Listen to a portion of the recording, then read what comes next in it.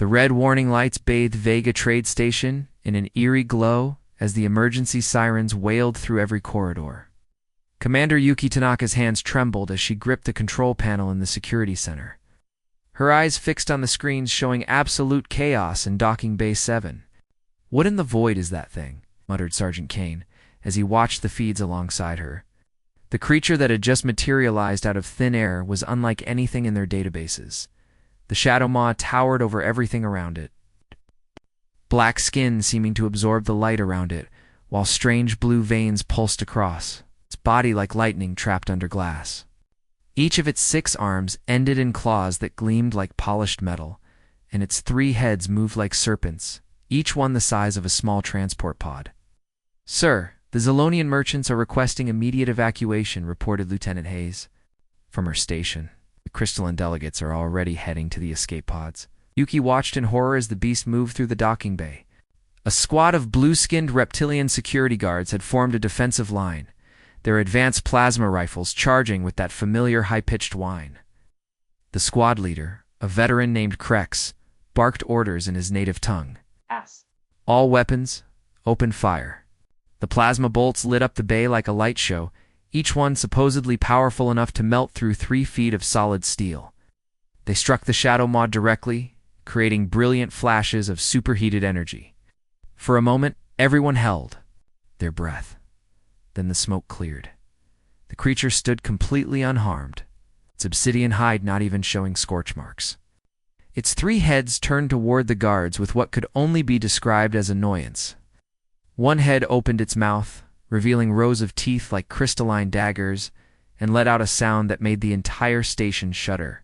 "Dear God," Yuki whispered, as she watched Krex and his squad scatter like leaves in a hurricane. The Shadow Maw moved faster than anything that size should be able to, its 6 limbs carrying it across the bay in seconds. With casual swipes of its claws, it tore through. Support beams as thick as tree trunks. "All units fall back immediately," Yuki shouted into her communicator. "I repeat, all security forces retreat to safe zones." This is not a drill. The creature's rampage was methodical, almost intelligent. It wasn't just destroying randomly. It seemed to be searching for something. Each time it encountered a locked door, it would pause, tilt its heads as if listening, then either move on or tear the barrier apart with surgical precision. In the civilian residential section, Dr. Hannah Kim was trying to pack emergency supplies. While keeping her daughter calm, explosions from the lower levels were getting closer. She could hear the panicked voices of neighbors running through the corridors. "Mama, the lights keep changing colors," 7-year-old Mira observed, pressing her face against their apartment's viewport. Below them, she could see aliens of all shapes and sizes fleeing toward the evacuation bays. "And look, there's a big animal down there." Hannah's blood ran cold.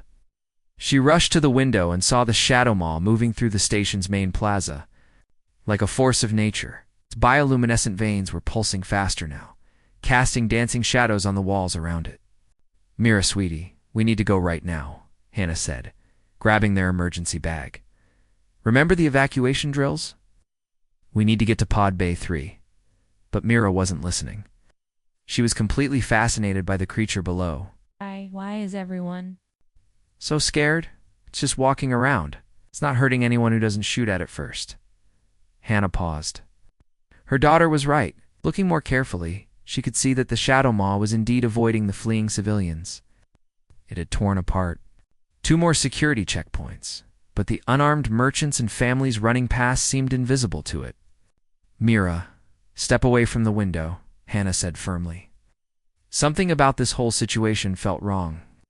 In all her years studying xenobiology, she'd never heard of a creature that could simply appear inside a space station. Their sensors should have detected anything approaching from light years away. The sound of tearing metal echoed through their corridor. Other families were abandoning their apartments now, parents carrying children as they rushed toward the emergency exits. Hannah could hear Mrs. Chen from next door calling for her teenage son. "Mama, why is everyone running from the big animal?" Mira asked, her dark eyes reflecting the pulsing lights from outside. There was no fear in her voice, only genuine curiosity. "It looks sad, like it's looking for something." Before Hannah could form an answer, their world exploded. The reinforced door to their apartment didn't just open, it disintegrated. Chunks of metal and composite materials scattered across their living room as smoke filled the air. Through the haze stepped the Shadow Maw, all 15 feet of it, its 3 heads barely fitting through the enlarged doorway. This close, Hannah could see every detail of its alien anatomy, the way its obsidian hide seemed to drink in light, how its 6 limbs moved with predatory grace, and most terrifying of all, the intelligence burning in those solar-bright eyes. The Shadow Maw's enormous body blocked out most of the light from the corridor, casting their small apartment into an eerie blue glow from its pulsing veins. Hannah felt her heart hammering against her ribs as she pulled Mira behind her, every instinct screaming at her to run. But there was nowhere to go. The creature's bulk filled the entire doorway. The 3 heads moved with fluid grace, each one focusing on them with those burning eyes. Up close, Hannah could see that the eyes weren't just bright, they swirled with colors that seemed to shift between gold and silver, like molten metal cooling in space. The heads were sleek and angular, almost dragon-like, small spines running along their skulls that glowed with the same bioluminescent energy as the veins across its body. "Stay behind me, baby," Hannah whispered, her voice barely audible. She could smell something strange, not the metallic scent she expected from an alien predator, but something almost like ozone after a thunderstorm. The Shadow Maw took a step into their apartment, its massive clawed feet making no sound on the metal floor despite its size. The creature moved with impossible silence, like a shadow given form. Its 6 arms spread slightly, not in an aggressive posture, but as if it was trying to balance its huge frame in the confined space. Then something incredible happened. Mira slipped out from behind her mother and took a step forward. Not backward, into safety, but toward the most dangerous creature in the galaxy. "Mira, no," Hannah gasped, reaching for her daughter, but the little girl was already moving.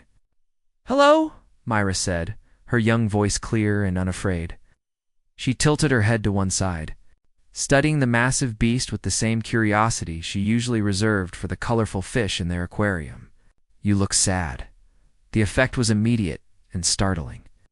The Shadow Maw went completely still, as if someone had pressed a pause button on its entire existence. Its 3 heads stopped their constant scanning motion and focused entirely on the small, human child standing before it. The burning intensity in its eyes dimmed to a softer glow.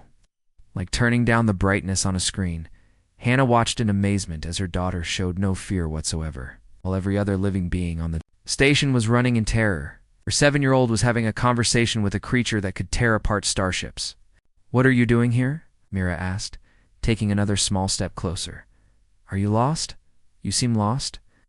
Deep within the Shadow Maw's ancient consciousness, something was stirring. Memories that had been buried for countless years began to surface. Images of smaller beings with soft voices and gentle hands. Beings who had once walked alongside its kind among the stars, before the great darkness came, before the long sleep, before everything changed. The creature's middle head lowered slowly, cautiously, until it was at Mira's eye level, this close. She could see her reflection in its metallic eyes, and something else, a depth of intelligence that was both alien and strangely familiar. "You're really big," Mira observed matter-of-factly, "but you have kind eyes. Mama says you can tell if someone is nice by looking at their eyes." Hannah wanted to scream, to grab her daughter and run, but she found herself frozen by the impossible scene unfolding before her. The Shadow Maw was listening, actually listening to a child's words with what appeared to be complete attention. Myra reached out her small hand, palm up, the way she'd been taught to approach unfamiliar animals. "It's okay," she whispered. "I won't hurt you." The Shadow Maw's head moved even closer, until its snout was just inches from her outstretched hand. Hannah could see the creature's nostrils flaring slightly, taking in her daughter's scent. For a terrifying moment, she imagined those crystal teeth closing around Mira's tiny fingers. Instead, the creature's head tilted slightly, pressing its snout gently against her palm. The moment of contact sent a visible ripple through the Shadow Maw's body. Its bioluminescent veins pulsed brighter for a second, then settled into a slower, calmer rhythm. The other two heads moved closer as well, forming a protective circle. Around the little girl, "You're not scary at all," Mira said softly, using both hands to stroke the smooth, warm surface of the creature's snout. "You're just lonely, aren't you? And maybe a little scared too." In the security center, 3 levels above, Commander Tanaka stared at her monitors in complete disbelief. She had switched to the residential section cameras when her sensors detected the Shadow Maw's movement, expecting to witness a massacre. She was watching the most feared predator in known galactic history being petted by a human child, like it was an oversized cat. "Are you seeing this?" Lieutenant Hayes asked, her voice barely a whisper. "I'm seeing it, but I don't believe it," Tanaka replied. She activated her comm to the evacuation teams. "Hold all emergency protocols. Do not, I repeat, do not approach the residential sector until further notice." Back in the apartment, Myra was now standing directly beneath the Shadow Maw's 3 heads, completely unafraid. The creature had folded its 6 arms beneath its body, lowering itself closer to the floor to be less intimidating to the small human. "What's your name?" Mira asked, looking up at the middle head. "I'm Mira. That's my mama, Hannah. She's scared, but she doesn't need to be. You're nice."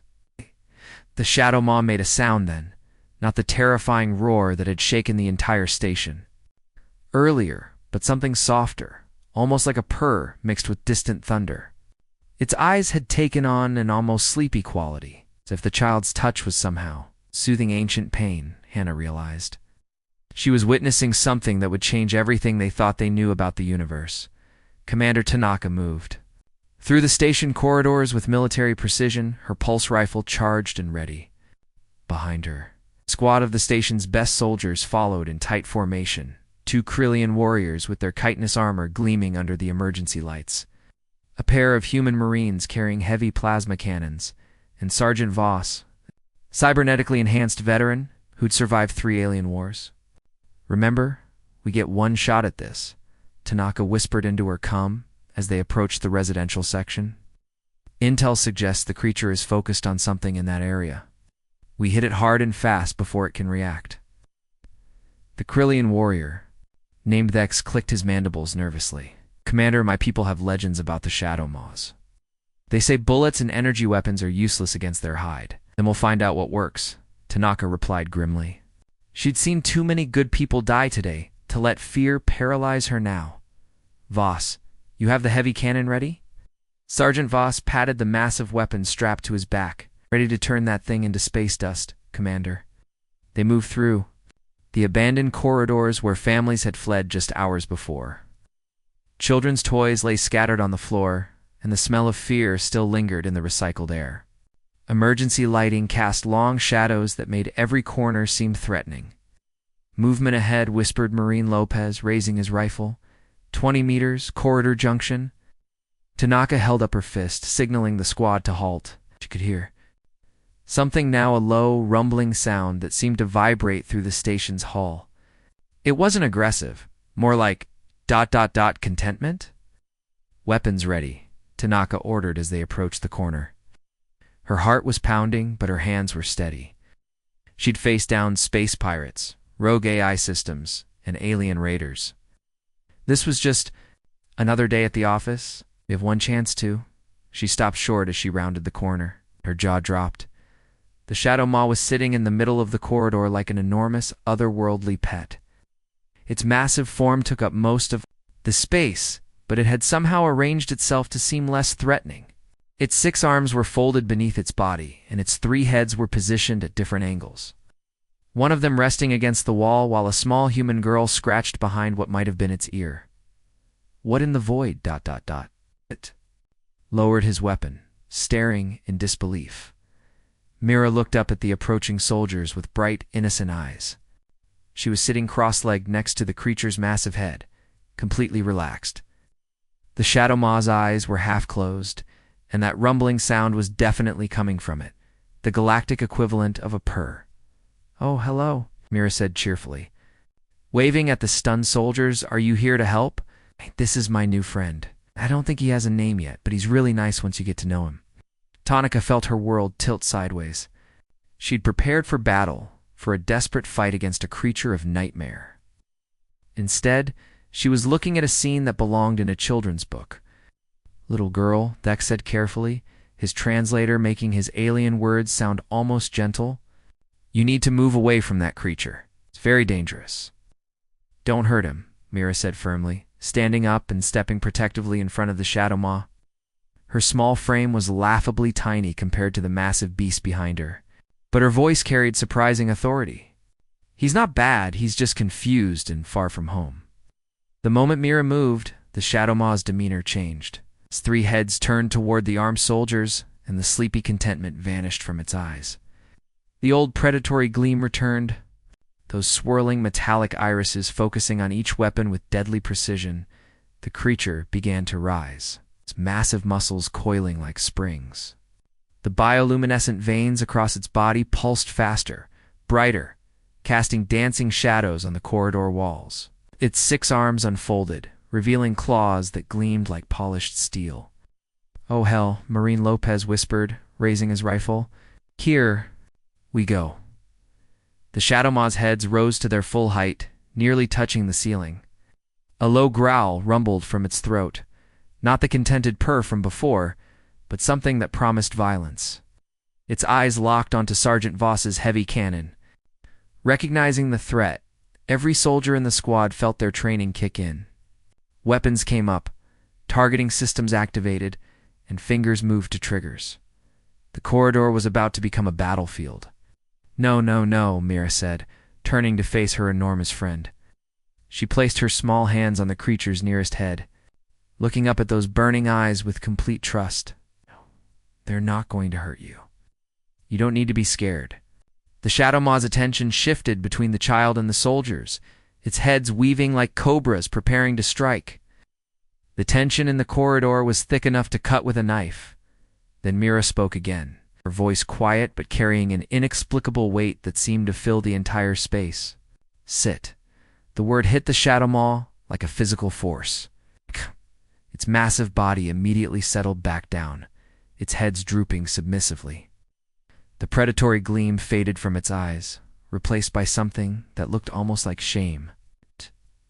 It folded its arms beneath its body again, making itself as small as possible in the confined space. Every soldier in the corridor felt their breath catch. The sudden silence was deafening. Commander Tanaka slowly lowered her weapon, her mind struggling to process what she'd just witnessed. In 1,000 years of galactic history across hundreds of worlds and countless conflicts, no one had ever given a command to a Shadow Maw. The creatures were supposed to be mindless killing machines, forces of nature that destroyed everything in their path. But this human child had just made the most feared predator in the galaxy sit down with a single word, spoken with the gentle authority of someone telling their dog to behave. The implications were staggering. The news spread through the galactic communication networks faster than a solar flare. Within hours, every major news outlet across hundreds of worlds was broadcasting the impossible footage from Vega Station. The headlines screamed in dozens of languages: "Human child commands ancient predator," "Shadow Maw obeys 7-year-old," and the impossible bond that changed everything.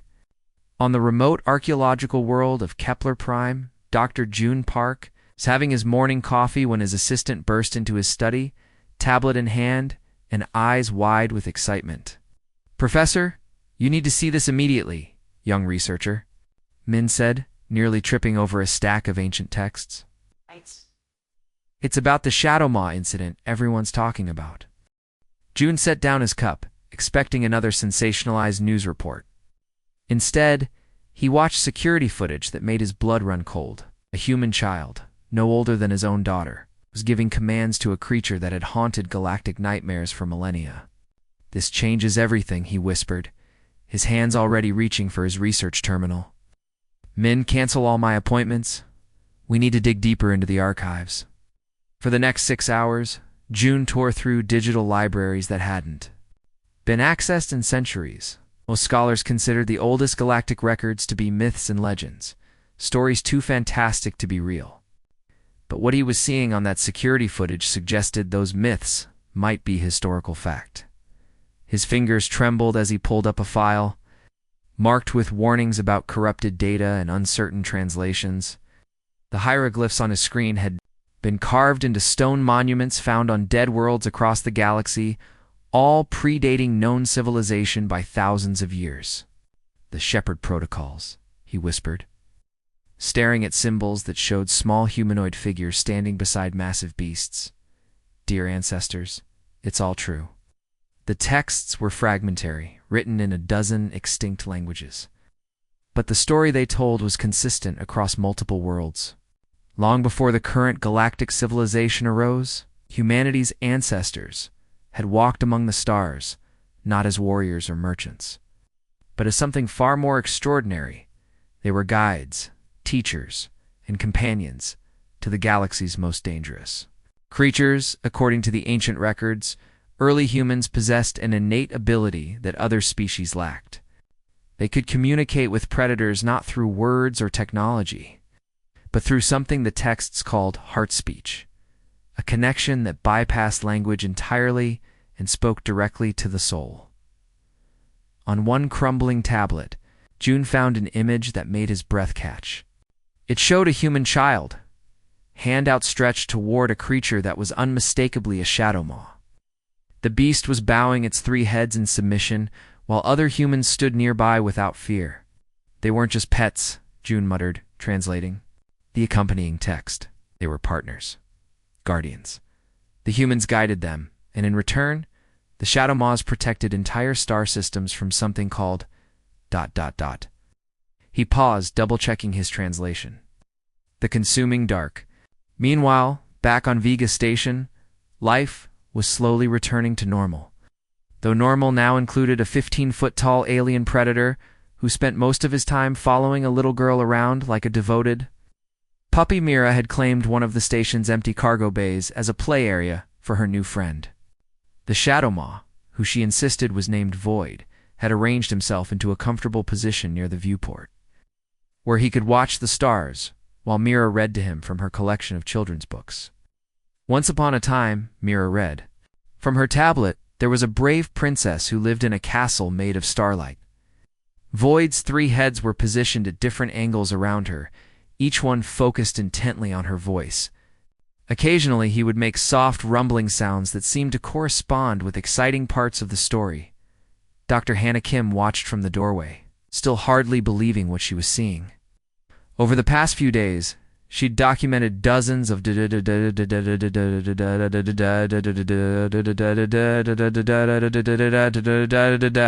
and sometimes the way forward is into sometimes the way forward is into. I said, I had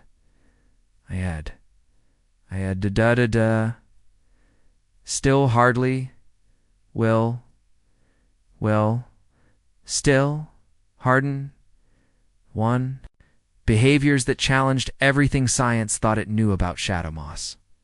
The creature was clearly intelligent, responsive to emotional cues, and seemed to understand human language, even if it couldn't speak it. Mama Void wants to know. If you have any stories about space travel, Mira said without looking up from her tablet. He's curious about how humans learned to fly between stars. How do you know what he wants to know? Hannah asked, stepping into the cargo bay. Even after days of observation, she still felt a chill whenever she got close to the massive predator.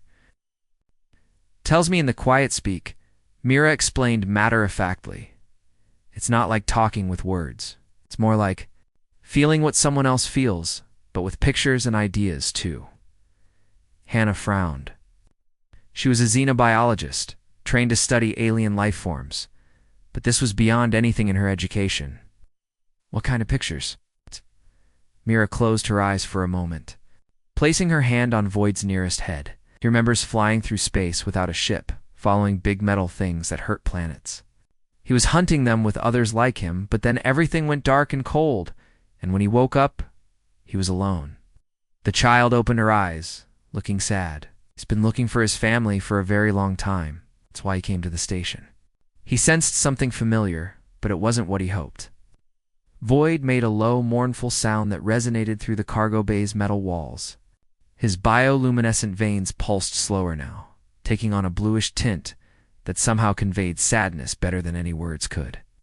But he's not alone anymore, Mira continued, scratching behind one of his heads the way she'd seen people pet dogs. He has us now. Maybe if we help him, he can find the others. Hannah felt a chill that had nothing to do with the station's climate control.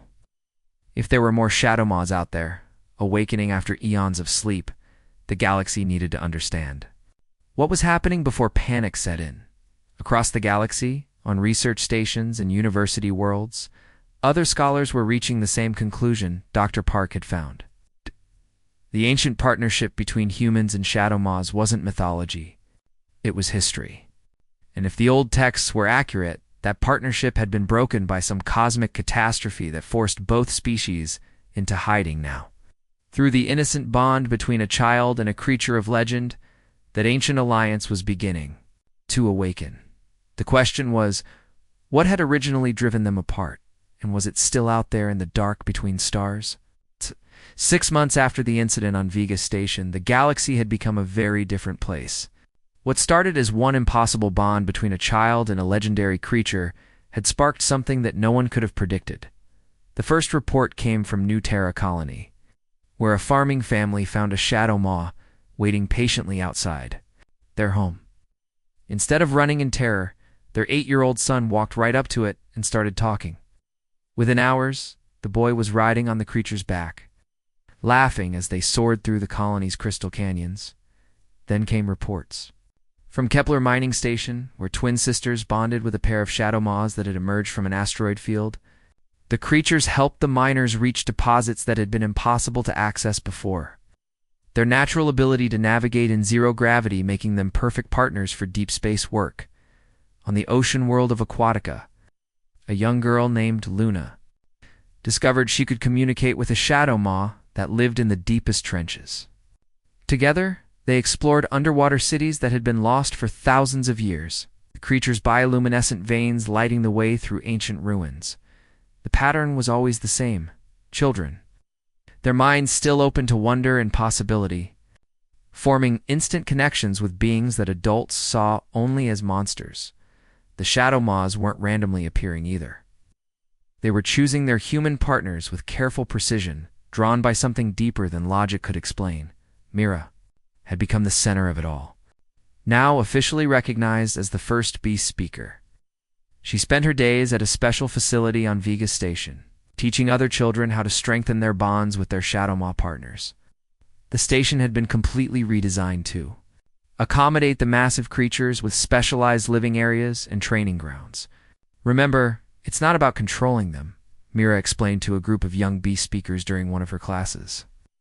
She stood confidently in front of 20 children, each accompanied by their own shadow maw companion. It's about understanding. They're not pets, they're family. 10-year-old Jake raised his hand, his shadow maw partner curled protectively around his chair. But my parents are still scared of Rex. They won't even come in the same room. That's normal, Mira said gently. Grown-ups have learned to be afraid of things that seem dangerous. But we know better, don't we? She reached up to scratch Void. Behind his middle head, the massive creature had grown even larger over the months.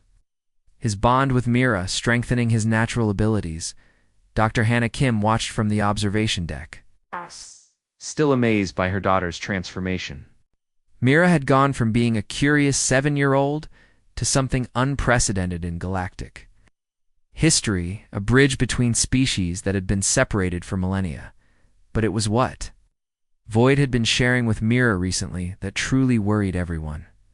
Late one evening, as mother and daughter sat in their quarters aboard the station, Mira suddenly went very still. Her eyes took on that distant look that meant Void was communicating with her through their bond. "Mama," Mira said quietly, "Void says they're coming back." "Who's coming back, sweetie?" Mira's face went pale. "The Devourers. The reason why the Shadow Maws had to hide for so long. They're waking up too." The images that flashed through Myra's mind were terrifying beyond description. Void shared memories that stretched back thousands of years, massive creatures that existed only to consume. Moving from world to world like a plague of living darkness, they devoured not just planets but entire star systems. leaving nothing but empty void in their wake.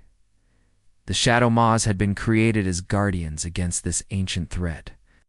But the war had been so devastating that both sides had retreated into deep sleep, waiting for the galaxy to recover. Now, the awakening of the Shadow Maws had triggered something else. The Devourers were stirring from their own long slumber. Within days, deep space monitoring stations began picking up massive energy signatures at the galaxy's edge. Ships were dispatched to investigate, but most never returned. Those that did brought back reports that made the Galactic Council call emergency sessions across all member worlds. "The readings are off the charts," Admiral Chen reported during a crisis meeting. "On the capital world of Centauri Prime, these aren't ships. They're living creatures the size of small moons, and they're heading directly for populated systems."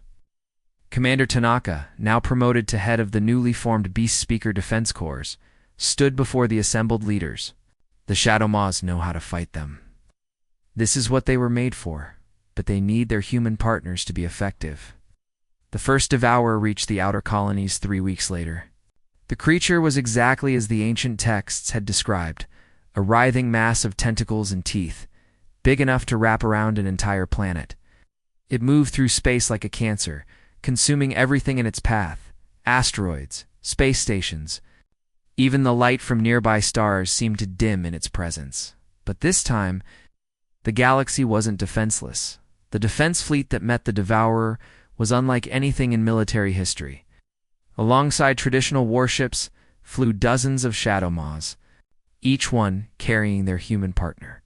The creatures moved through space with impossible grace, their bioluminescent patterns creating a light show that could be seen from neighboring systems. On the bridge of the flagship Unity, Ira stood beside Void, her small hand resting on his massive head. Round them, other Beast Speaker pairs prepared for the battle that would determine everything. Jake and his partner Rex were there, along with the twins from Kepler Station and dozens of other children who had answered the call. "Are you scared?" asked Luna, the girl from Aquatica, her Shadow Maw partner coiled behind her chair. "A little," Mira admitted. Ow. "But Void says fear is normal. It means we care about protecting the people we love." Through the viewport, they could see the Devourer approaching a nightmare-given form, its tentacles reaching out like grasping fingers. But they could also see something else: the unity between human and Shadow Maw, a bond that had been forged in innocence and strengthened by trust. "Ready?" Mira asked her friend. Void's 3 heads nodded in unison, his bioluminescent veins blazing with renewed purpose. Around them, dozens of other Shadow Maws responded the same way, their light patterns synchronizing into something beautiful and terrible. The battle was joined with a flash of energy that lit up half the system. But this time, the ancient guardians weren't fighting alone. They had their human partners, children who saw possibilities where adults saw only problems, who found friendship where others found only fear. The age of the Beast Speakers had begun anew, and the galaxy would never be the same. The Devourers had awakened an ancient alliance they had tried so hard to destroy, and now they would face the combined wrath of human compassion and Shadow Maw fury united as one in the end. It wasn't military might or advanced technology that saved the galaxy. It was a simple truth that sometimes the most powerful bonds are formed not through conquest or control, but through understanding, trust, and the innocent belief that friendship can overcome any darkness. The end.